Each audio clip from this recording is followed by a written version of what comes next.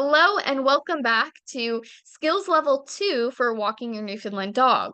This is where we can assume that the dog is just a little off, that pendulum has swung just a little off, so most likely we have a trigger. You can imagine it's one of those scenarios where your dog has hit the end of the leash, they've noticed something in the distance, maybe they froze up a little bit, but either way, they're no longer really listening.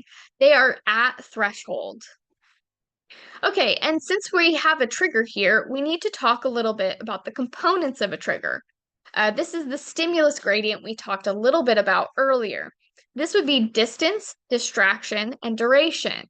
Distance is how far or close the trigger is. Distraction would be the intensity of the trigger. So is the dog walking by on leash, barking and lunging at your dog, or are they walking by on leash very politely? And duration, the amount of time the dog will be exposed to the trigger. I like to think of these three components as difficulty knobs. If all three of them are all the way up, that is going to be a really difficult situation for your dog to handle. And if you're a person watching this, then most likely your dog is not ready for that. So, whenever one of those knobs is pretty high, I want to try to wiggle the other two down as much as possible.